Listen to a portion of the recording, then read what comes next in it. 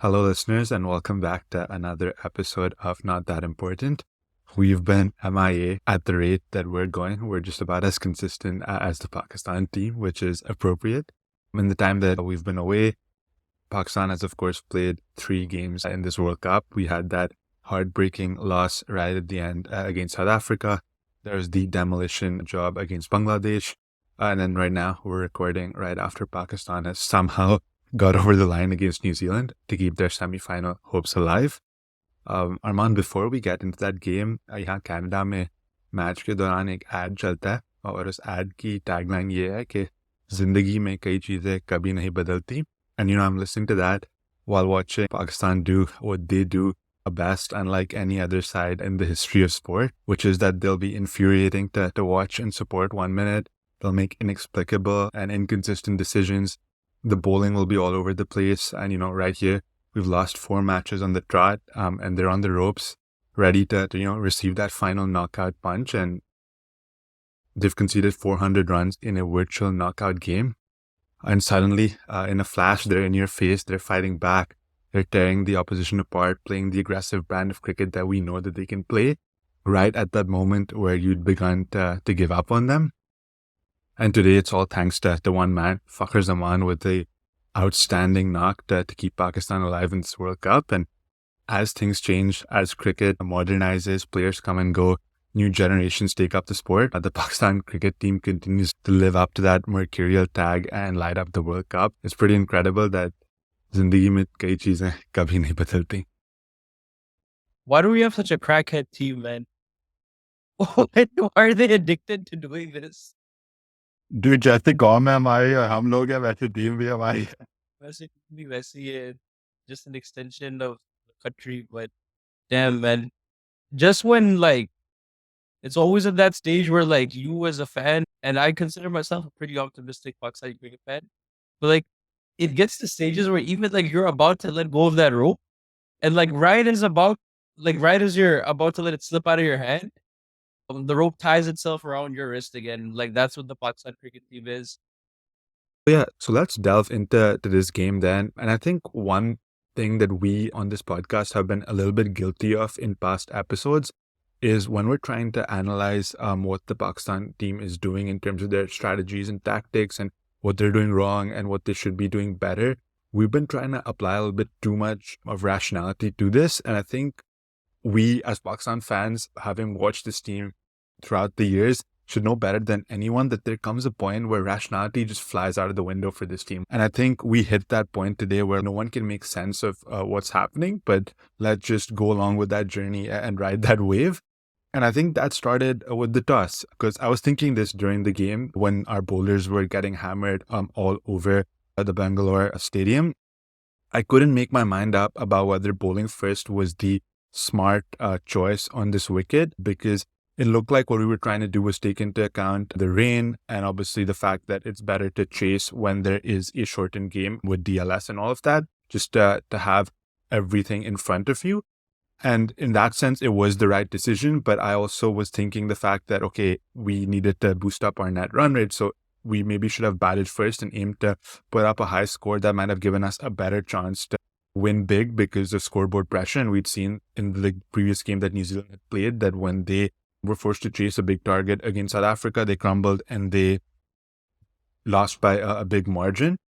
But in hindsight, I think more than that, just stepping back from the depression and frustration of our bowlers being so ordinary, I realized that if we'd batted first, we probably would have put like a par score of 320, 340 at best, because that's what we do when we bat first. And that would have been impossible to defend on this ground. So I didn't necessarily have a problem with the decision itself, but choosing to chase was one thing, but there wasn't a plan with regards to how to get the opposition out. It's almost like, okay, we'll just come out, go through the motions, try to limit the damage as best as we can, and then the batsman will chase down whatever's on the board, which is the sort of attitude that you can have when you have one of the greatest batting lineups in world cricket in your side. But that's not what our team is, even though, of course, we've become a much better chasing side over the past few years. And I think that's something that needs to be acknowledged. We've seen that in this World Cup as well, that we've chased down big scores and we've become more comfortable doing that over the years,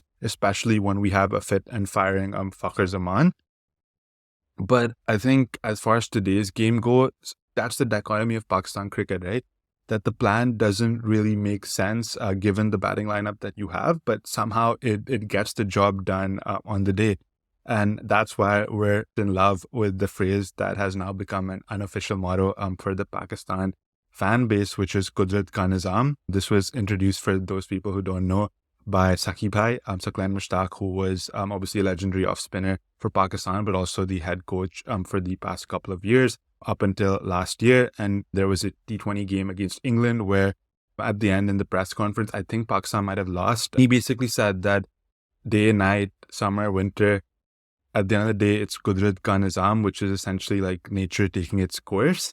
And I think at the end of it, the reason why this has been adopted so readily by the Pakistan fan base is because despite all the data and video footage and all the amount of analysis that goes into cricket and sport today, like not just within the dressing room, but from commentators, from fans, from people like us, there is really no way to explain what this team does other than to just attribute it to a higher power. And I think it also explains why there's such a fascination with the Pakistan cricket team over the cricketing world, because no one can explain how and why this team suddenly comes into life in those moments where like they're just completely written out.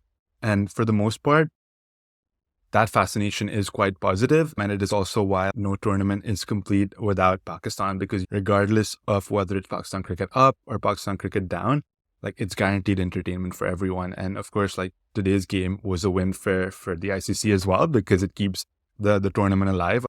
Like, how do you make sense of what Straight happened today? There was like at the halfway mark, man, like it gets to a point where like as soon as you want to give up on the team, like where it actually looks hopeless, they have this weird ability to pull you back in just at that moment. And getting back to what you said about the toss, okay, Fakhar Zaman's innings, as great as it was, mashallah, it wasn't the most unbelievable thing that happened today. The most unbelievable thing, or things rather, were one, we won the toss and we chose correctly. Two, we had the right gauge on conditions, right? Like, three, we fielded okay. Like, last couple of overs, a little bit of slip up, but nothing was due to the fielders today. And And then the fourth thing was, bro, like you heard, Babar and Fakhar is interviewing each other on the peace meeting after. Man, they knew what they were doing. Like they were talking about how when they were at the 20 over mark, they didn't take an extra risk on bolts over because they knew they were past the par score at that point. And then after every over too, they knew what the situation was, which was like, I don't know, I feel like it's just an unspoken thing among Pakistani fans. Can koi idea nahi hai कि India let's pick yaad chal raha hai abhi. But mashallah, these guys knew what was going on. They were present in the chase. And the biggest thing for me was, fine, it was a rain shortened game, but they could have come out like they did the rest of the tournament. Like we've been hammering these guys for being lethargic, for not having that fighting spirit. Like they came out in the second innings to have a go at it, and they had a go at it, and like a little bit of a different type of attitude coming out there. You being daunted by that challenge of what seemed like an insurmountable total at the time. The game could have been done in 5 or 6 overs. It really could have been. And the fact that they got it to the point where DLS helped them, I thought that was an incredible performance for the 2021 overs, whatever it was that they played before the first rain break. Yeah, man. And like taking it back for a second to the first innings, obviously you mentioned that we fielded decently, like there was no major mess up, and we actually looked like we're throwing ourselves around in the field to help the bowlers out. But like the bowling in itself was all over the place. Like the lines and lengths were all around. There just didn't seem to be any ability for our bowlers to get us back into the game. And obviously for me, the game started at 1 a.m. Here in Toronto. So I was up all night and just thinking, bro, like what am I watching? What has happened to our bowling attack? Shaheen and Haris Rauf are going for like the most expensive spells in Pakistan history in one game, in the same game. And we had that Australia game where it looked like at the halfway stage we were going to be conceding like 450 plus, and our bowlers pulled it back in the end to restrict them to around 360. So I had that hope that, okay, is match maybe hum kuch na kuch to kar lenge in the end.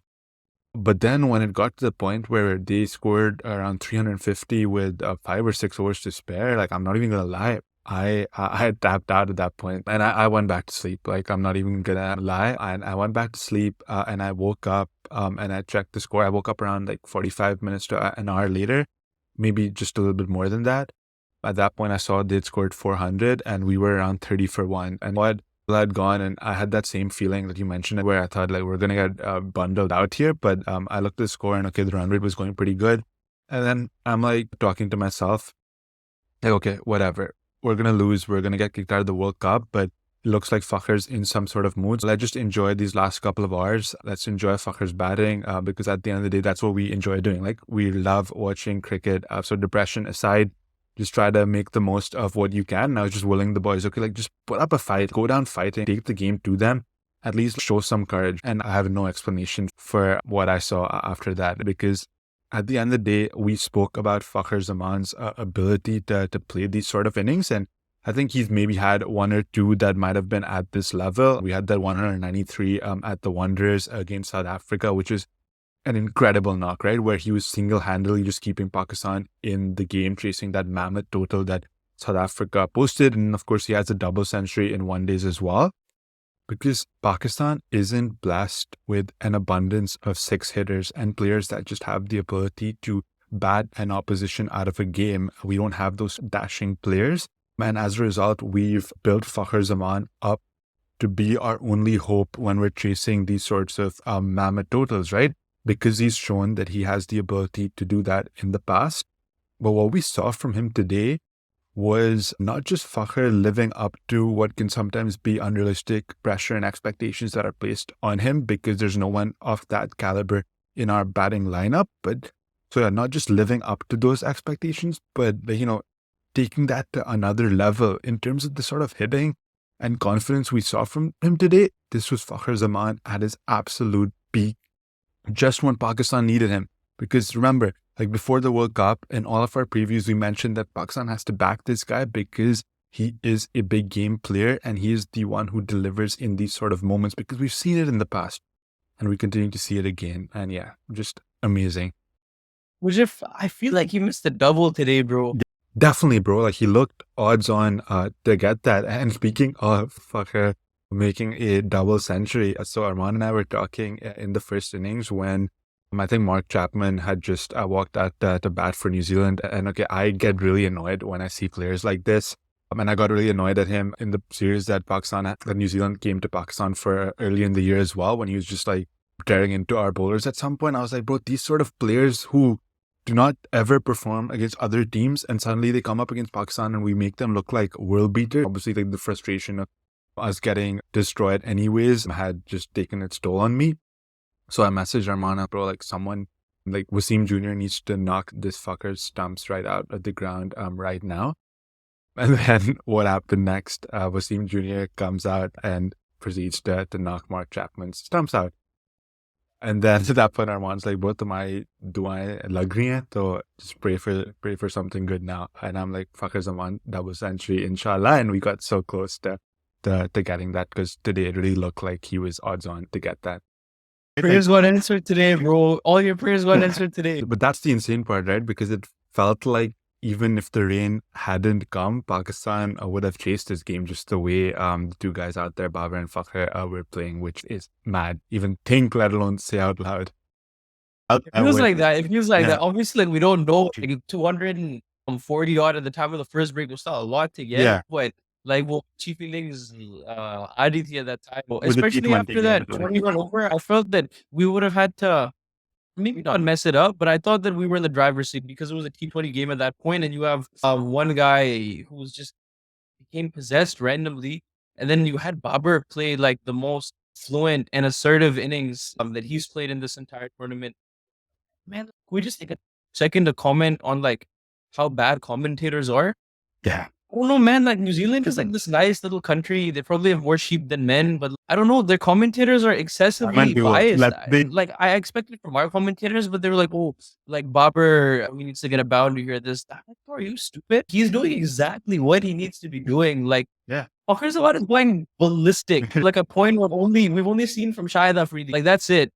And Like all he needs to do is take a single and let him bat. So this like over intense stats bullshit. I don't know. I think that it belies common sense at times. And he was paced like I thought his innings was paced excellently as well. Like it was at that point that hey the game got on and he got to like around 100. You would have probably seen him expand his range of strokes as well. No, I thought that was an excellent partnership. Obviously, Fakhar Zaman is like he single-handedly won us the match in that sense. But I really like the way Babar played today. He never let the spinners get on top, like we've seen earlier. And I don't. He came out to bat and he pulled Santner off his second ball for 6. And then I got this feeling in my mind like whatever is happening like this. I don't think Babar cares anymore. I think he's just gonna go down swinging today. And I think that's the kind of like the feeling we all had as fans watching that game.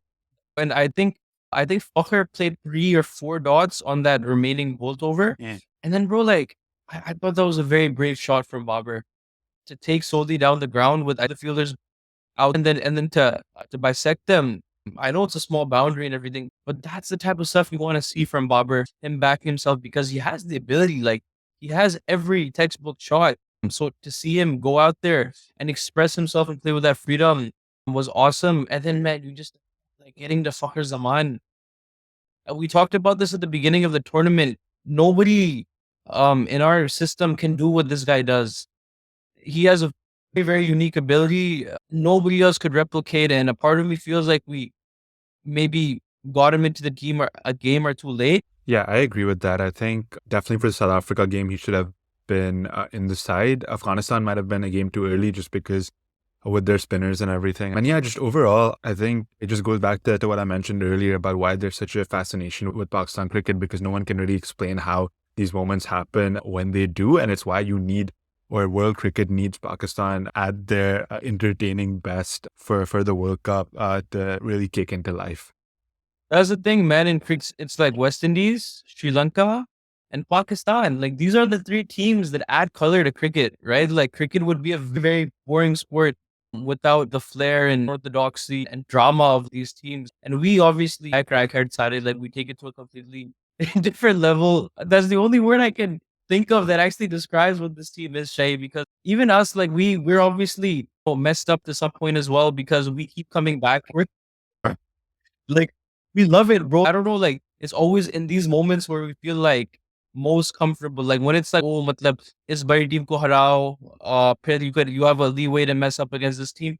Tab maza nahi aata hai, bro. These like even as fans that we don't feel confident and tell it agar tum 4 match लगातार नहीं जीतो या 3 लगातार नहीं जीतो तो out. Like, that's when I feel like the tournament actually starts for us as well. I just hope they haven't left it too late, man. What I love about like this team is that, especially after the South Africa loss, I thought they showed a lot of heart in that. So I feel like they've almost earned themselves a little bit of fortune here and there, the way they played that game and the way they've played since. All you could ask is for your team to play bravely, which I think they've done. I just hope they haven't left it too late here, man.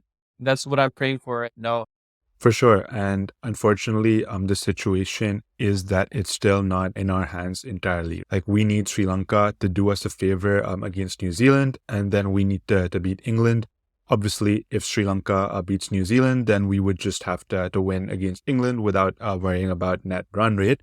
But if New Zealand does win against Sri Lanka, which Sri Lanka just got bowled out for 55 against India in their last game, so it's going to be very difficult to expect them to do us a favor. And so if New Zealand does win, and let's imagine that they get the narrowest win possible, then Pakistan would need to beat England by at least 120, 130 runs or chase down the total that England has posted with around 20 plus overs to spare. So again, a very difficult and improbable situation to be in. And then, of course, the angle that I don't want to discount at all is Afghanistan.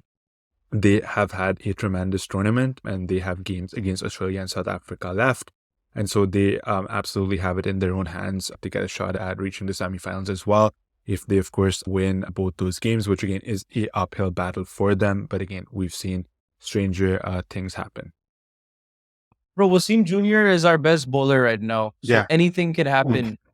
Achha, so let's come to that then, right? Because today, obviously, our bowling was all over the place. Like we conceded 400. never thought I'd be saying that. Obviously, we had that one game against England, but again, in a freaking World Cup, man, ridiculous. Anyways, so obviously a lot of that has to do with the ground and conditions that we're playing in. Like the Chinnaswamy Stadium is famous in the IPL for being an absolute run fest, and obviously the small boundaries don't help with that as well. Every one I've spoken to who is familiar with the stadium, like our friends who are Indian cricket fans, have spoken about just this being what is expected when you come and play in this stadium. So again, it looks like bowlers, no matter what their caliber is, do get taken to the cleaners here. And we saw evidence of that in the second innings. क्योंकि फखर जमान ने अच्छी खासी Fenty लगाई थी उनके bowlers को भी, चाहे spinners हो चाहे fast bowlers हो. इस सोडी तो बीच में आया था और तो बड़े बड़े छक्के लगे थे उसको. और फिर pacers को भी, like someone like Trent Bolt is absolutely being dispatched, like some of the shots Fakhar Zaman played. And I think he mentioned also कि 2 ओवर में उसको पता चल गया था कि ये pitch 400 वाली है. In fact, Babar and Fakhar in that video you mentioned spoke about how they felt we actually did well to restrict New Zealand to 400. So obviously that is a part of it as well. But I have better expectations from our bowlers. I would expect them to be able to adapt to those conditions. The lines and lengths were all over the place. Obviously, we chose to go with 4 pacers, and we had that one spinner in Iftikhar, which again is not ideal, having a part-timer being forced to complete 10 overs. So I think we'll need to rethink that dynamic a little bit as well. Another reason is that managing the dynamic of having 4 fast bowlers bowling those 10 overs each is the over rate. So that's another factor that we're going to have to think about with this.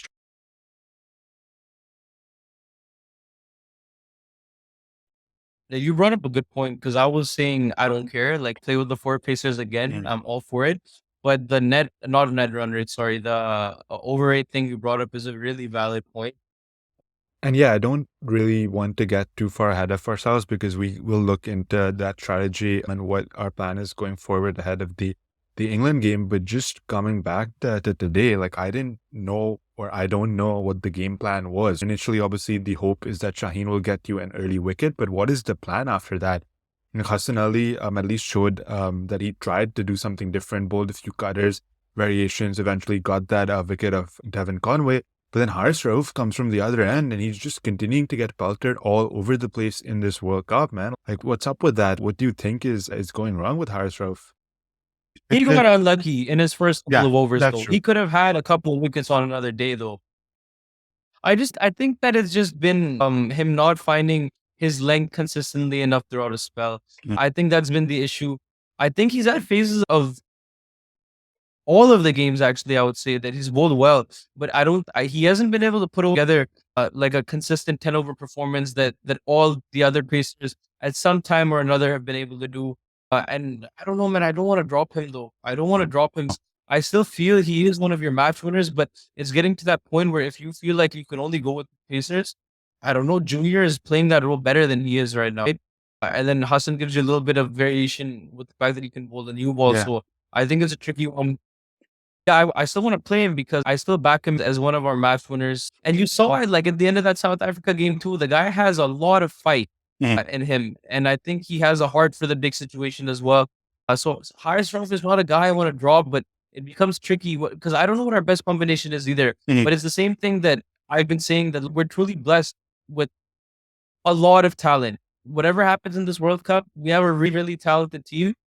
We maybe haven't been able to put together consistent team performances or figure out the right combination. Players have been out of form, but there is an abundance of talent, which is essentially what's been winning us matches so far.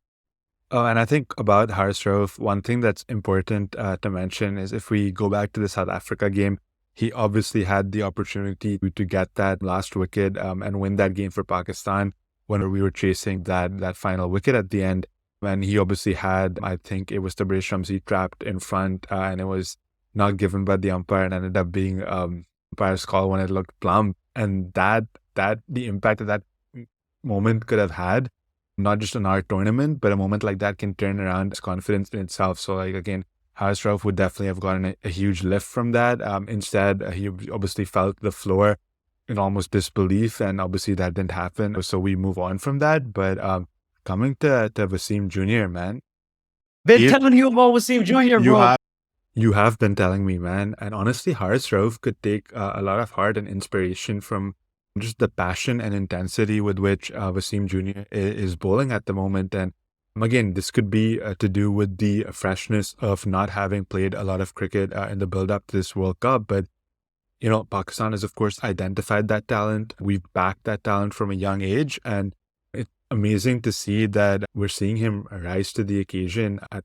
the biggest stage of all in a World Cup. And he really seems to be coming in with a lot of energy and seems to be the polar opposite of the rest of our paces because he's exploiting reverse swing the most as well. I did see glimpses of that in this game as well. In fact, even very early on when he came in, he was getting the ball to shape across the left-hander in Ravindra. So very encouraging signs from Junior. That's what it is. If you look at all four pacers on court today, Shaheen, put him to the side. He had a bad day. Fair enough. But Wasim Jr. had like the most simple plan, and he just stuck to that simple plan the whole time. And he's and been doing that for 3 months straight now, right? Where he's either bowling back of a length or on a length or whatever length he's bowling, it's on that off stump channel, and he's trying to finish within the wickets, right? And he's been hitting a really consistent zone. He's not tried too many variations.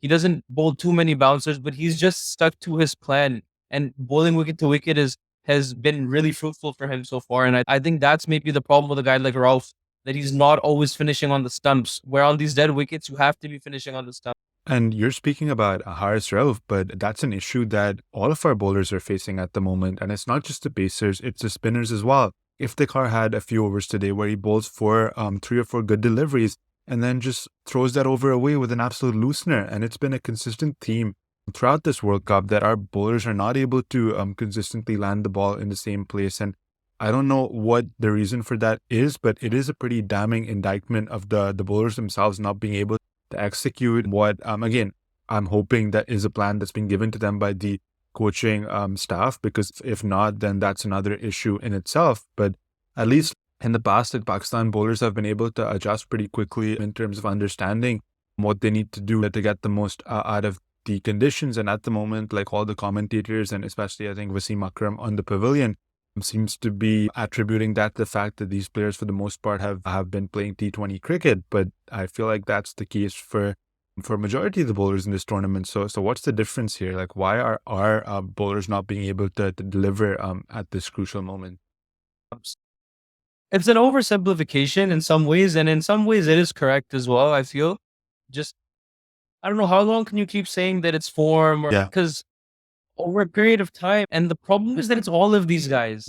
It's like, it's contagious. Like, not even in the South Africa game, we took wickets, but like, we're always leaking runs, especially in the first 10, which is the thing that's been the most concerning for me. Because coming into the tournament, the concern was with the middle overs, but we're leaking runs at the beginning now too. Which compounds the issue, right? Because when you don't take wickets at the top, the opposition has 2 sad batsmen and they're able to take more risks and be more expressive. And again, that just has the chain reaction or a domino effect of continuing to put pressure on the rest of our bowlers and on the fielders as well.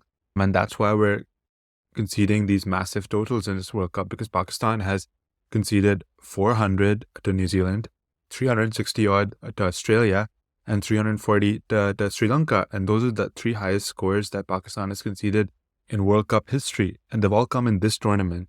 Obviously, part of that is a result of the way the game is changing and the conditions. But again, I would expect better from this bowling lineup, considering the expectations that we had from them before the tournament. About those 3 totals that we conceded, I think it's important to also say that those 3 totals were conceded at 2 of the flattest pitches in the entire world. There's no doubt about that. Bangalore and Hyderabad, they're highways. So that plays a part of it as well.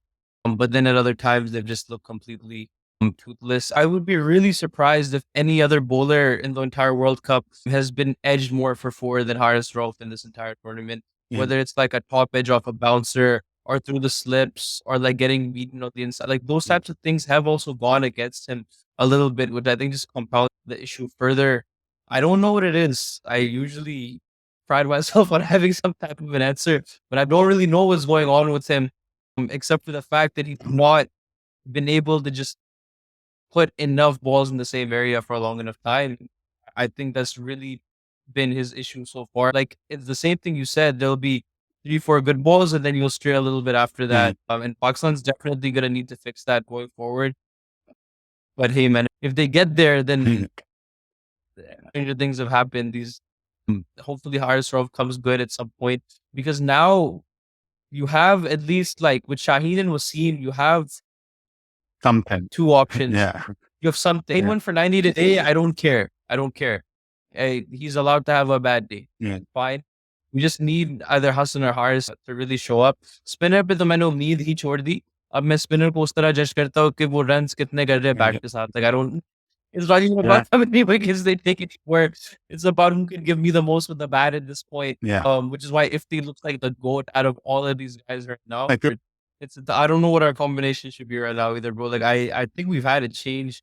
We've maybe kept the same side once throughout 8. Otherwise, there's been like a complete revolving. It's actually been like Pakistani politics. It's been like Nawaz, ek side ko, and then Shadab or in logo mein wo Hux.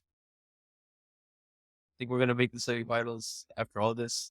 यार Or is it all बड़ा gonna be मुश्किल सवाल पूछा है for तुमने. Yeah, Arman, normally when we're in this sort of situation, which of course we've been in many times before, I mean, almost every World Cup campaign that we're in, when our backs are against the wall, when we have to win every game, when of course we're reliant on other results falling our way, there's usually a wave of momentum that has built up. And that wave of momentum is built on us having our best combination and our batters and bowlers firing on all cylinders. Let's take 2019 as the prime example of that, right? By the end of that tournament, Shoaib Malik and Asif Ali have been dropped from the middle order. Haris Sohail is batting at number 5. Shaheen Shah Afridi has been inducted into the pace attack. And Mohammad Amir, who before the World Cup had a horrendous ODI record, is suddenly the bowler that we knew and loved. And him, Wahab Riaz and Shaheen are a absolutely deadly pace trio. So the batting, the bowling is all figured out. You've got your best combination. And then on top of that, you build up that wave of momentum that when a Pakistan side gets on that sort of roll, it's absolutely undeniable. And despite all of that, that was actually one of the tournaments where we actually weren't able to get it done in the end, because we tied on points with New Zealand and missed out on a semi-final spot on, you guessed it, net run rate, our old friend, because we got absolutely rinsed by West Indies in the first game of that World Cup. And then Sri Lanka, our game against Sri Lanka was rained out. We missed out on what looked like 2 points, of course, never guaranteed, but it's interesting that it pans out pretty similarly in this World Cup. But coming back to this team, but yeah, obviously when Pakistan gets on that sort of roll, you expect them to go all the way. Unfortunately, we don't have that in this team at this moment in time. Like, for example, we haven't figured out our best 11. In the last game, we played Salman Ali Agha and Iftikhar Ahmed, a combination of those two as our fifth bowler, which unfortunately, going to be very blunt, it's not going to get you into the semifinals or win you a semifinal and final of a world event. Our pacers are not at their best at all. Shaheen Shah Afridi has obviously not looked his usual self, but has still managed to pick up a lot of wickets, and huge credit to him for that. But the rest of the pacers don't look up to it at the moment. And then the batting lineup is reliant on individuals like Fakhar Zaman's masterclass. So having said that, if I was to think about this and look at it rationally, there isn't any chance for Pakistan to make it into the semi-finals. But if I go back to what I said at the start of this episode, rationality has gone out the window, right? Because performances and results like what we witnessed today changes your entire complexion of the World Cup and of this Pakistan team. And when you win games like this, it gives you the hope that anything is possible and we can go and win a game against England. And obviously the forces of nature will combine to get you into the semi-finals somehow. The concern is what I mentioned earlier, and that everything doesn't seem to be aligning as far as our team's performance itself goes. But as far as your question, do I think we'll make it? Yes, I think we'll make it to semifinals and we'll go all the way, inshallah, because I'm riding that wave of optimism. Inshallah. Well, bro, that's my answer. That's my answer. That's probably how we should sign this one off. Inshallah. Hopefully we get it. Yeah, echoing the words of Gianni Infantino in the FIFA World Cup. Today, I am Sri Lankan, and I think we all are. And I think that's as good a note as any to end this episode on. Phenomenal performance from Fakhar Zaman. getting Pakistan over the line. This is a sort of hitting from Fakhar that I haven't seen from a Pakistan team in quite some time. So hopefully we're able to build on that. And look, you conceded 400 and you still won a game. So if that doesn't give you bowlers confidence, what more can you really ask for? Moving ahead, I think we will be doing an episode in the coming week where we do a roundup of the World Cup as a whole, because a lot has happened. There's a lot to talk about regarding other teams as well. So we'll be hopefully getting some time to record that and get that out as well. But thank you all for listening, and we'll see you next time.